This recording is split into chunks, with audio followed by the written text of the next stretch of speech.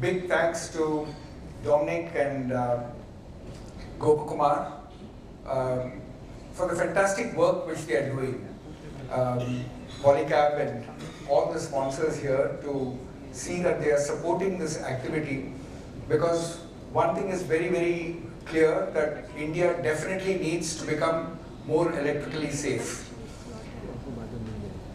And when we talk in terms of electrical safety, the place where electricity is kind of concentrated is the place we start with. And that is nothing but, what we are seeing is this is what is happening in data centers, and therefore when we start with safety in data centers, then it becomes very easy for us to take safety across the various electrical installations. So today my topic is compliant switchboards make for safer data centers. So what is this importance of compliance? What are the standards which we are talking about? IEC 61439, IEC 61641, what are they about? And why they are a safeguard? So we'll go through each and every aspect of this. And one thing we are all, people from the electrical industry, it's good to have so many of you here. And one common theme which all of us are very clearly interested in is safety first. So let's take this forward. To give you a little bit more understanding of where I come from and how I am, in a way, maybe to some extent qualified to talk about this subject, is the fact that I have a 42 years of industry experience behind me. I started with Money Sales Bangalore way back in 1983, straight out of college. Today, Money Sales is #1 in Legrand in Karnataka. We are based in Bangalore. We are also significant stockists for ABB and Socomec, and we are South India distributors for a product called Electron, which is an automatic changeover cum current limiter. Moving from selling products to selling solutions, load controls was established by me in the year 1990. I started off in a 1,000 square feet shed with hand shearing machine, fly press for bending, spray painting, to understand how we can get closer to the customer with total solutions. So 1996, I got an opportunity to go to Singapore, and that's where I said, let me explore as to how the world makes panels. So in about a week's time, I visited about 18 panel building units, and that's where I got to know that even in a place like Singapore, you have the conventional panel building technology on. I also saw that there was semi-modular panels which were manufactured. And actually on the last day of my being there, I saw this panel which was completely world-class modular technology, and that kind of stole my heart. So I said I must pursue this technology, went to Denmark, went to Sri Lanka, went to Malaysia, went to Dubai, did a lot of research, and in the year 2000, we introduced the first modular switchboard system for our own factory load controls. And the day we introduced modular system of manufacturing, we dropped the welded system like a hot brick. And as we progressed, I saw that there was a lot of appreciation of what we were doing. A lot of people coming forward saying that, hey, this is a system which is so easily expandable, you're able to deliver it so fast, it's so precision in its manufacturing. That I also realized that there was this huge advantage of being able to scale a switchboard business, which is not easily possible in a welded technology. So that's when I decided in 2007 to get into enclosure business and see that we are able to simplify panel building for the world. So that's about Modutech, more as we go forward. So coming back to the topic of today, we are all living in very, very interesting times. Never before have we seen an industry growing as what we see the data center industry growing. It all started several decades ago in the US, North Virginia. And US is the place where we have a data center concentration which is unparalleled in the world. China would be a good second, and India is really catching up. So as we catch up with this, how is it impacting the panel building industry? In my own experience, just a few years back, if a panel builder were to get a 5 crore order or a 10 crore order, it was like, wow, it's really fantastic. It is something which is a time to celebrate. But in the recent past, we have seen that people are talking about 100 crore panel board orders. A friend of mine, Sanjeev, he got this 100 crore order from Adani Data Center. So we are definitely shifting to a different kind of a situation in the electrical industry, and it's high time all of us understood what it would mean in terms of safety and how do we handle this kind of a growth. Why it is very important? Because in data centers, there's a lot at stake. In March 2015, there was a 12-hour shutdown of power in an Apple establishment. And this outage cost Apple $25 million, which is about 225 crores. August 2016, a 5-hour outage in the operations center caused 2,000 cancelled flights at an estimated loss of $115 million, which is about 1,350 crores. March of 2019, a 14-hour outage in Facebook created a loss of $90 million, which is about 800 crores. Now, these are companies who have deep pockets. They probably would be able to afford this kind of a loss and move on. What about the data centers, which are of smaller size, and if this kind of a catastrophe happens, how are they going to survive? So this is something which I really seek all your attention, because we need to understand the enormity of this problem and see how we can fix it. So one thing which shouldn't be taken for granted is safety, and we all agree on this. And in data centers, particularly, this is very, very important because of the sheer scale of how much of power is getting consumed in a small place. A small data center, for instance, the power it consumes can light 2,000 houses. That is the kind of concentration of power which is required in a data center. So in the past, we had the ambiguous IEC 60439, which talked about partially time-tested switchboards, and because there was no other choice, they were also deployed for this kind of a application. Many electrical switchboards orders get placed because a data center, like any other industry, you need to get return on investment. So the whole concept becomes get it done. And in the process, if the specifications are not very neatly laid out, you're probably going to settle down for L1, and that's going to be causing a lot of problems. So this kind of an approach of get it done without proper specifications is like a time bomb which is ticking. We need to be aware of this. So when we look at this kind of an august gathering of electrical experts in the industry out here, we need to understand that data centers is a 24/7, 24 hours electrical supply kind of an industry. You can't take a shutdown. You can't, it's very, very difficult to manage the power outages, right?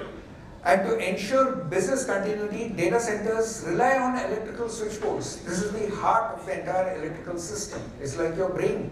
If your brain shuts down, the entire body is out.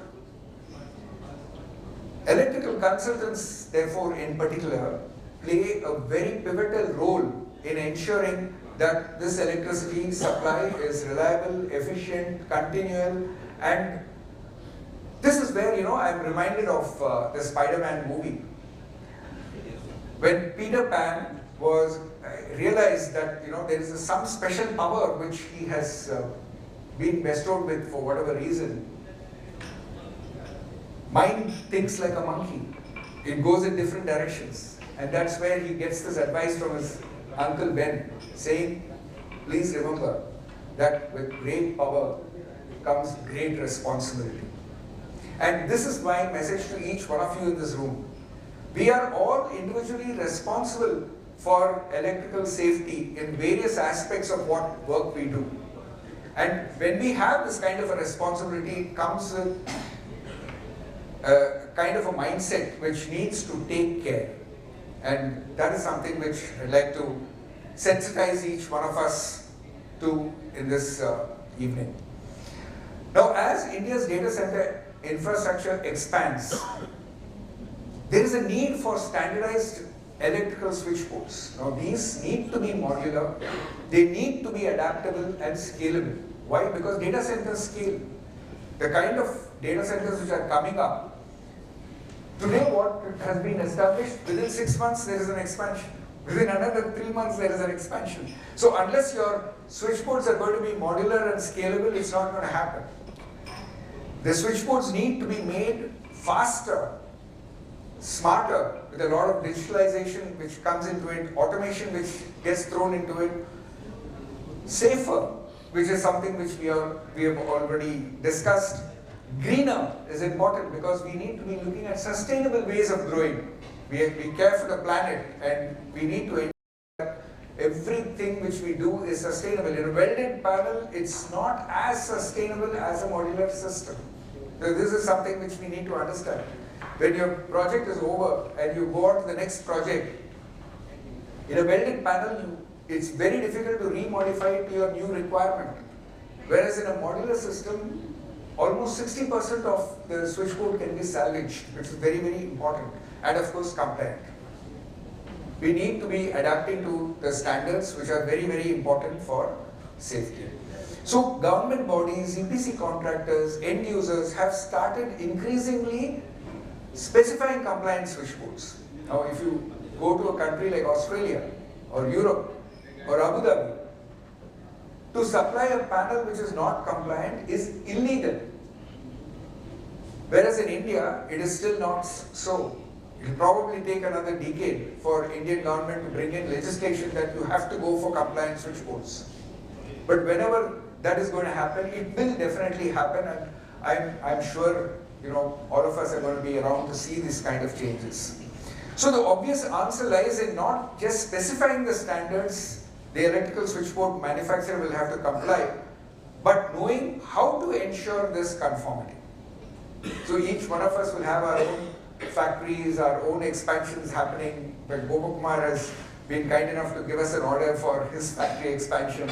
And when we take these kind of decisions to go forward, how are we going to satisfy ourselves as people directly or indirectly putting money into the switchboard as to what makes this switchboard conforming to the standards and what makes another switchboard not so conforming.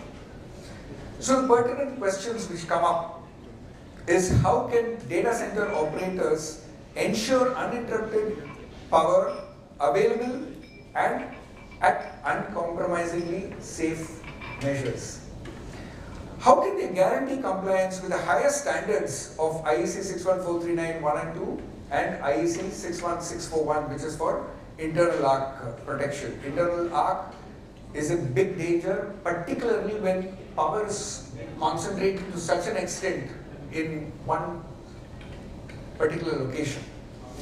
What are the specific roles electrical consultants and end users must play in this transformation? Maybe you all are not, some of you may not be directly involved. Please pass on the message. This is very, very important that we understand this. So, the answer lies in adapting the IEC 61439-1 and 2 and IEC 61641 standards as a compulsory, non-negotiable benchmark for all low-voltage switchgears and control gear assemblies. This has to happen, and as change happens in any society, it's always top down. So data centers right at the top in terms of consumption of power. There's absolutely no compromise out there. And then hopefully all this will slowly percolate right up to the residential buildings, schools, colleges, and so many other places where power may not be so concentrated, but still where there is electricity, there has to be safety. So consultants and people from the electrical industry, like each one of us, will have to trust, but we have to verify. And that is where we need to take responsibility, that how do we verify? We need to be looking at type test certificates. It's one thing to say that this panel builder is type tested, he is IEC 61439 compliant. It's another thing to ask for the type test certificate and read it, and I'll explain to you why as we go forward. And there is something called the declaration of conformity. As I told you, from Modutech we supply switchboard enclosure systems to Australia, where it is mandatory, and there a panel builder has to submit what is called the declaration of conformity for his bill to get passed. More about it as we go forward. So similarly with IEC 61641, when we talk about internal arc, when you do the type test, there is something called a flap on top of the panel which has to be given, where when the gases are generated inside the panel, that flap needs to open for the gases to go out so that the items inside the panel are not damaged. So the question is, are we ensuring that this flap is there on the panels which we buy or we specify? This is very, very important for us to look at. So when you have, when the electrical industry evolves, we need to understand that from the IEC 60439, which is an obsolete standard today, along with IS 8623, it's all obsolete. So there's only one standard which is relevant in the industry today, and that is IEC 61439, 1 and 2 as far as switchboards are concerned. Now, 60439 had its focus only on the enclosure with the busbar systems, whereas 61439 has its focus on not only the enclosure with the busbar systems, but also the switchgear, which means it goes one more step forward to ensure that the end user and the installation is well protected. They also come out with clear definitions of who is an OEM and who is an assembly manufacturer. So the OEM is the person who owns the design of the entire switchboard.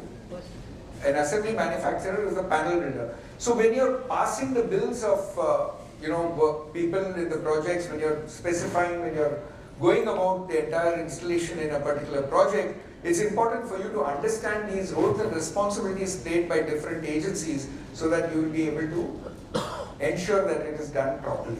And how we'll see in the next slides. An OEM can be a switchgear manufacturer, like for example ABB, Schneider or Siemens. So they own the design of their enclosure system. Whereas the enclosure system, and similarly there's another category of OEMs, which is the enclosure manufacturers.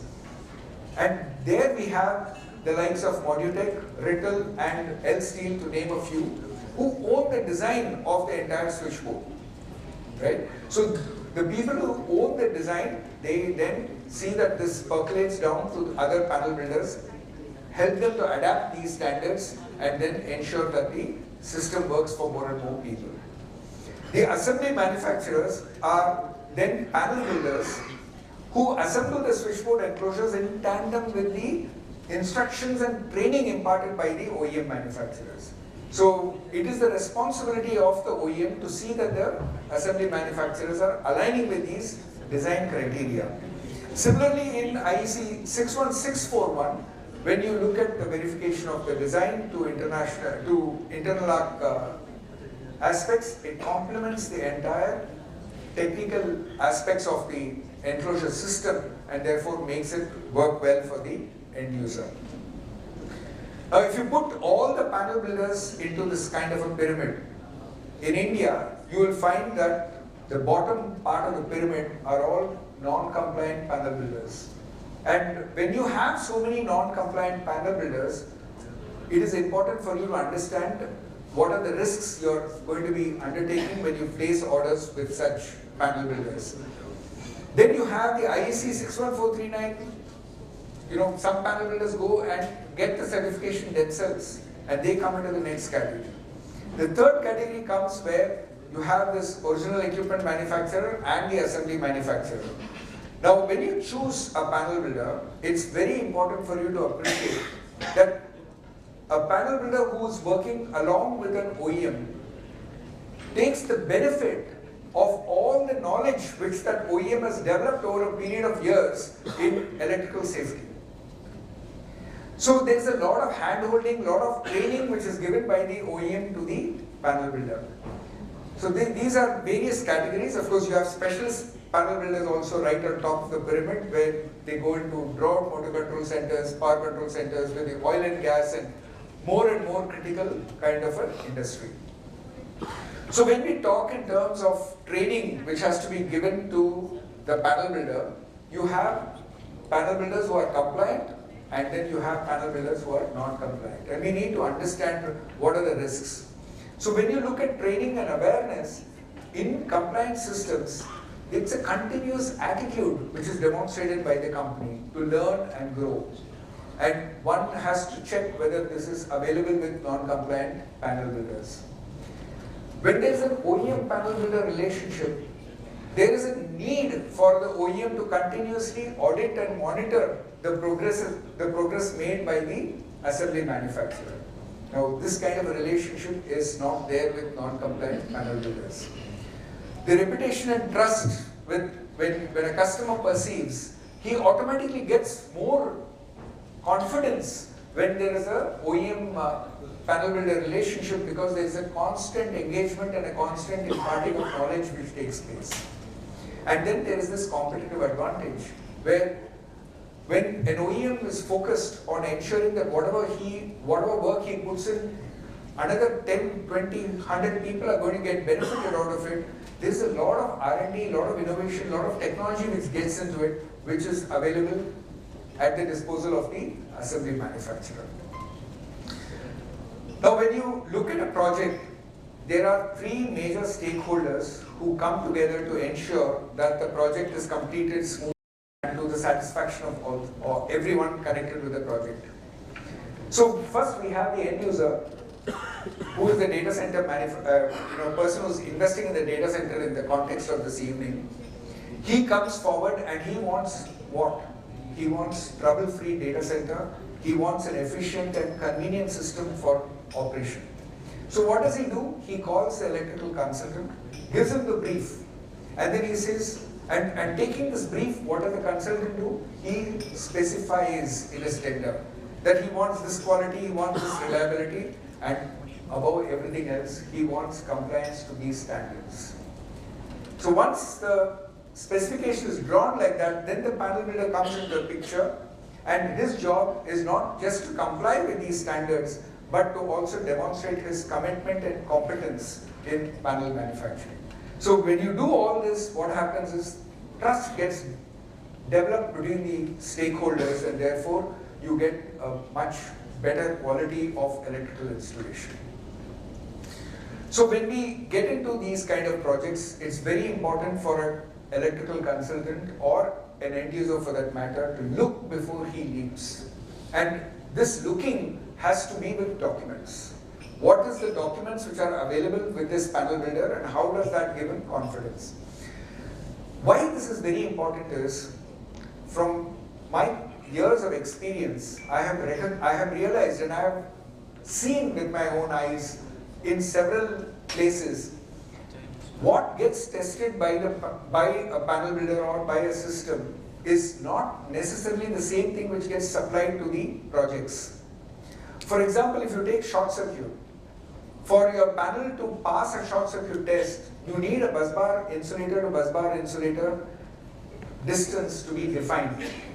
Now, if it is defined as, say, 300 mm, now if you, in the actual panel, and let's say it's a 20-meter long panel, if this 300 mm is pushed to 450 mm, there's a lot of cost saving for the panel builder. Now, how does an electrical consultant understand this, and how does he ensure that the electrical panel builder is conforming to the standard? You take temperature rise. The type tested panel, what is the cross section of bus bar they follow for a particular amperage, and the panel which is actually supplied to the project, what is the cross section of bus bar which is actually supplied.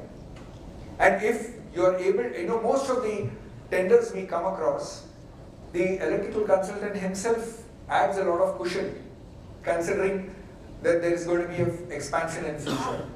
Now what happens is the problem of this reduced cross section of bus bar will get known only when the full load is working. And these are all practical problems which are there in our industry which we need to be aware about. There could be a thinner gauge which the panel builder could use. You go IK10, you get it passed when it comes to a type tested panel. But when you actually supply a panel, who is there to check whether it is conforming to IK10, whether they are using the right gauge of sheet? So these are things which the consultant has to take up very seriously. So they must insist on this declaration of conformity along with every switchboard. And what this is, how it looks, I will show you shortly. From Modutech, our slogan is simplifying panel building. That's the tagline for our company. And we consider ourselves on a mission to see how we can educate people from the industry in terms of panel building doesn't have to be complicated and cumbersome. We can make it very simple, straight and safe. And in order for us to see that this happens through the country and overseas as well, 30% of what Modutech manufactures, we export. We are happy to share with each one of you. Should you want us to have a webinar for your respective organizations, online, offline, we are happy to conduct. So please be in touch and happy to share our knowledge as we go forward. Now this is how the declaration of compliance looks. This is how Modutech gives this declaration of compliance for panels which are supplied in countries like Australia, Europe, as well as Abu Dhabi. They insist on this. I would like all Indian electrical consultants, industry colleagues of mine here, to insist on this declaration of compliance or the declaration of conformity. Now what happens is there is an Annexure D in the standard. This Annexure D talks about 12 tests which have to be conducted compulsorily for a panel builder to be compliant with IEC 61439. Now each of these tests, unlike the earlier 60439, you can have a verification of this done by testing, by comparison in certain cases, by assessment in certain cases. So when I say comparison, okay, this is the module size of what has been type tested, this is the rating at which it has been type tested, and the panel which is the requirement for this project is a smaller rating, so I am proportionately bringing the module size down. So this can be done by comparison.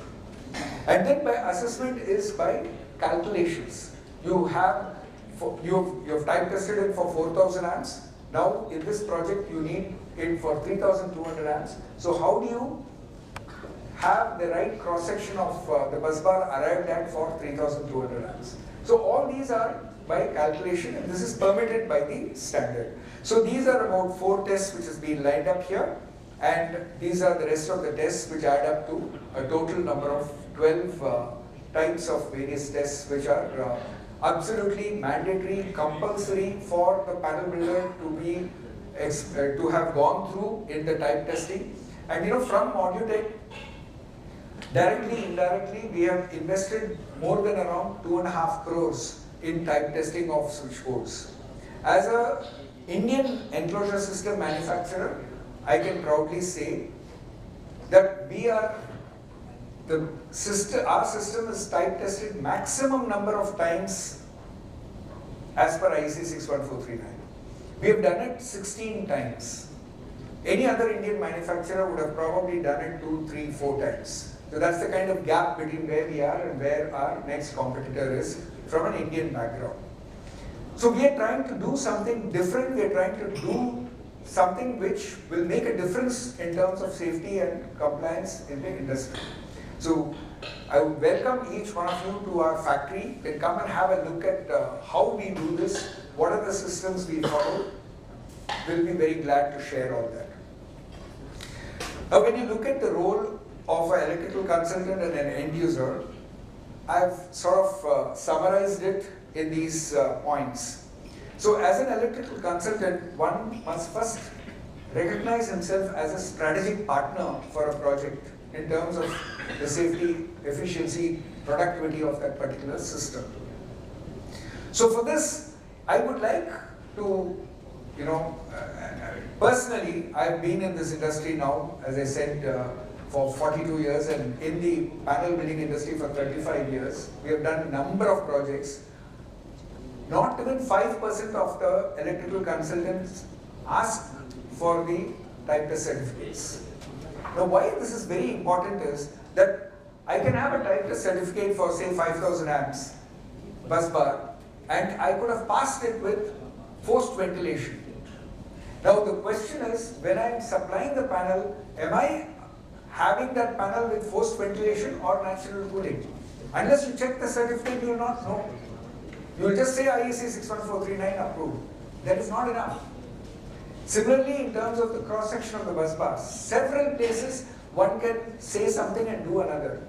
So this is where I say trust but verify. And this verification is very, very important. You have to correlate the design verification to the standards. So each and every test, how you have done it, this correlation is very important. And this is where we handhold our panel partners. Validation of the OEM and assembly manufacturer's roles. You have to see whether the OEM is actually handholding his panel partner or gusa diya, license, paisa le liya, and then it's all different. The consultant needs to take responsibility to understand what is the process, what is the system. He needs to clarify the declaration of conformity, whether it matches to the panel which is actually being supplied for that project. And then he has to witness the routine testing of that particular switchboard. And this routine testing has to come, panel kaisa hai, dekh ke jayenge, aisa nahi. We have to have a checklist. And every aspect of that checklist, whether the panel is conforming to, has to be verified. And then when you come to the end user, we call him the man, or the person who has the money, the authority and the need. So this person has to be demanding of safety, reliability and convenience. He needs to ensure that the specifications have all the standards conformity filled in his tender. He has to prioritize long-term safety over short-term savings. L1 approach cannot work in the electrical industry, particularly in places like data centers. One has to be very, very clear about this. So when you look at the data center and when it is properly protected and safe, then what are the benefits? Number one is that there is a lot of safety which is there in the system.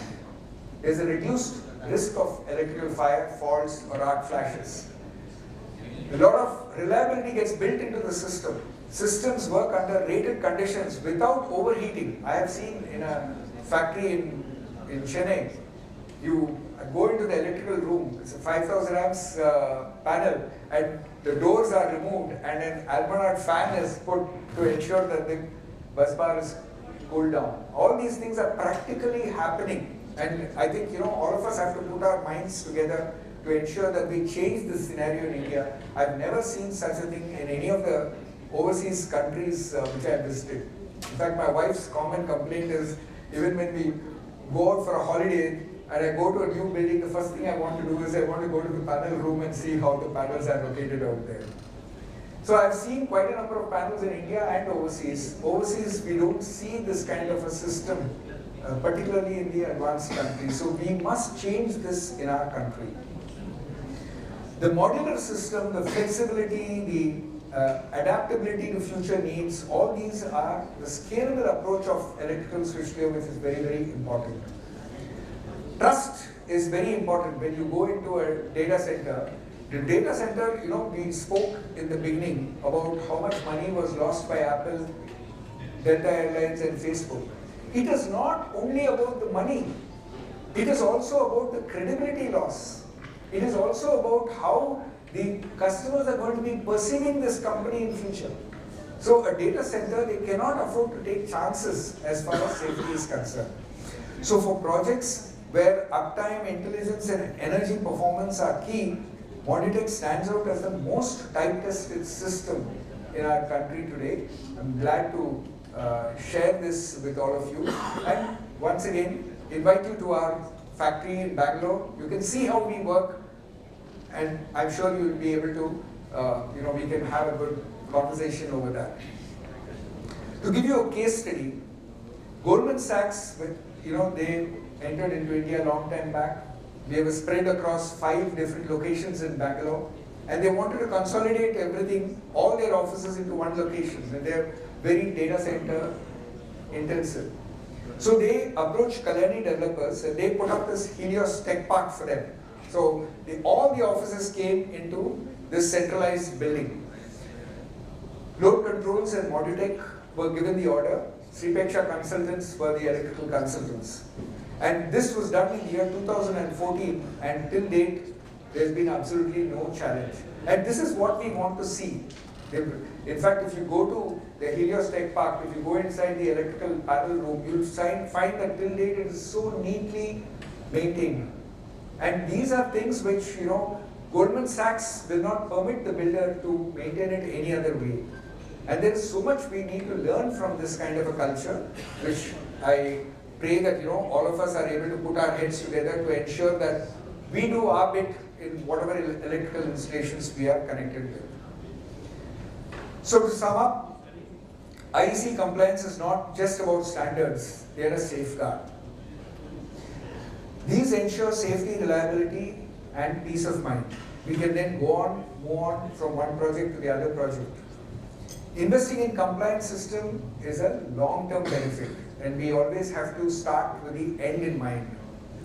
Safer data centers depend on compliant switchboards, because the switchboard is the heart of the entire electrical installation. IEC 61439 and 61641 ensure safety, reliability and efficiency.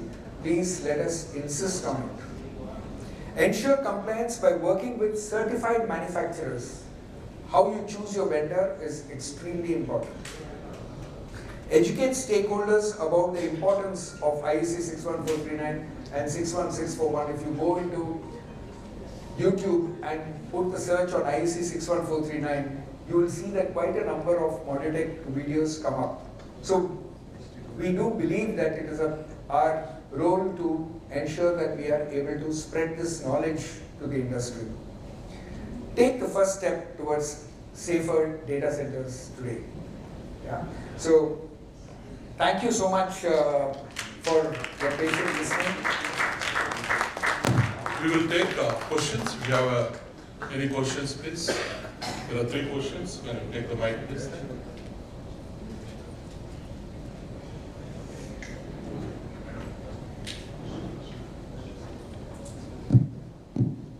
Where is your company located, sir? It's south of Bangalore, it's Kanakpura Road. If you know where the Art of Living Ashram is, the International Art of Living Ashram, Yes, Sri Ravi Shankar, Yeah. just behind that ashram. So it's an industrial estate called the Ashwath Industrial Estate. If you Google Moditech ready panels and Google Maps, I think you should be able to get it. Yeah, my name is Dr. K.S. Ravikumar, working in Ministry of Power. Banishakri, we have a training institute, Power System Training Institute. On this side, Ravi Shankar Ashram, after Kagiripura, we have a hotline training center. Oh, nice. So let's meet up after this. Definitely, thank you. Yeah. Thank you very much. Thank you. Your mic, please. Hello. How do you address this gas suppression system in your panel boards, and whether it is compliant to this IP65 rating and all those things? Because when they puncture and everything, again issue with compliance, everything will be a problem. So gas suppression system is yet another yet another initiative which is being taken to see that safety gets built in. So what happens is a tube is put inside the panel. So you puncture the partitions when it goes inside, and then you have this gas cylinder outside, which the tube quality of the tube and the technology in the tube is such that when the temperature goes beyond a particular point, it melts. And this gas immediately fills in the entire switchboard, and therefore it suppresses the possible fire which could happen at a particular point of time. So now this does not interfere with the IEC 61439, nor does IEC 61439 mention anything about gas separation systems. So what IEC 61439 mentions about significant, of the 12, if I can mention, short circuit, it has nothing to do with the puncturing of the partitions. IP test, which is to do only with the externals of the enclosures, and that also doesn't impact. And temperature rise, which again has no connection with a tube going inside. So therefore, it's a system like the Helios Tech Park, which I showed you. It's all with gas suppression systems. So there are different ways. The technology is improving. Today we have ABB has got something called the arc guard, where you have various sensors in different critical places inside the panel. And the moment it senses an extra light, like a spark which comes up, it trips the incoming breaker. So these are all technologies which are going on in improving the safety aspects of panels. They're welcome, doesn't interfere with IEC. Next question, please. Sir, I just wanted to understand one thing.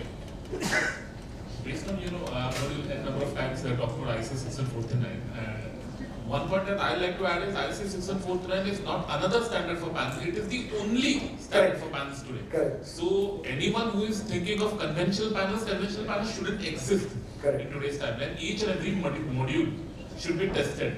Unfortunately, what I see in the market is people are still not aware that IEC 61439 is the only standard. Correct.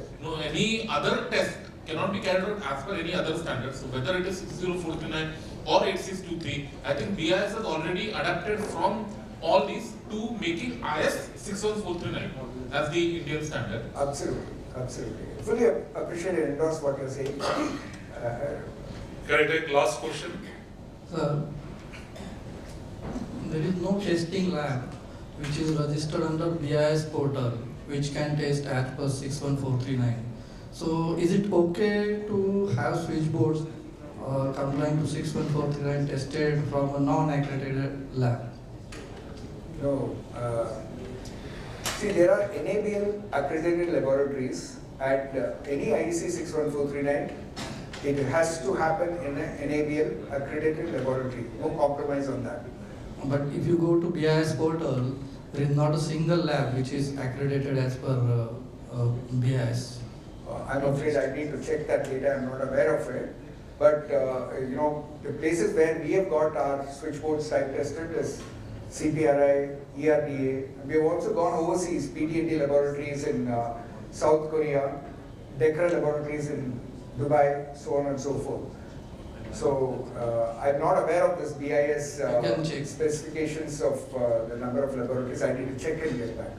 And about that fire suppression system, does it affect the internal arc type testing class? Suppose I am specifying class F or something like that, and we are using that gas suppression system.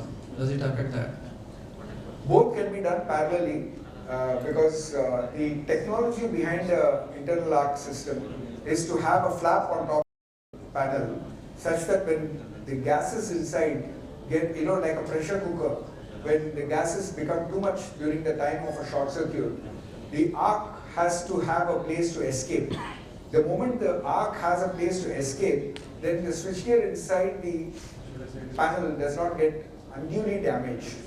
In medium voltage, in fact, they have a chute like we have in the kitchen with a chimney, and we have a chute going out. In medium voltage panel, they compulsorily a chute going out. There are different grades of internal arc type testing which is there. Internal arc type testing and gas suppression system does not interfere with each other. This is a different technology, that is a different technology, both can coexist.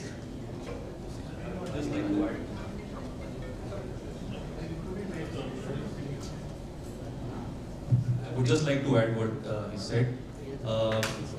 In arc fault protection, there are two types: a passive arc fault protection and active arc fault protection. Internal arc containment with the ventilation flap at the top is a passive arc for protection. It will occur after the arc is there inside the panel. So either a person can go for the internal arc containment, or maybe gas separation system, or implement a numerical relay, or use the special insulation on the main bus bar, which will make the panel completely arc free. The active arc fault is using a special relay and with the arc chamber where the arc will be pulled inside, and it will clear the fault within 4 milliseconds. What we are discussing is the duration of the arc, which is from 100 milliseconds to 500 milliseconds. Usually what standard says is, if you have a medium voltage feeder present, then the duration of internal arc allowed is up to 300 milliseconds. It also depends upon the response of the electrical switchgear which you are using. So 100 millisecond is not bad, 300 millisecond is also good. Anything goes beyond that is a challenge, because 61641 also talks about the damages that will occur to your system. 100 milliseconds limited damage, 300 milliseconds maybe damage to the cables. When it goes up to 500 milliseconds, then it is the damage to the installation which needs to be checked. So what he said is absolutely right. Either you can go with the cubing system, but again, what I would like to propose over here is to install the gas container inside the panel. Maybe add one more panel, one more compartment to this. Actually, see, if you ask me, this is a good question. So, can we continue this in the network dinner? All right. Yeah, thank you.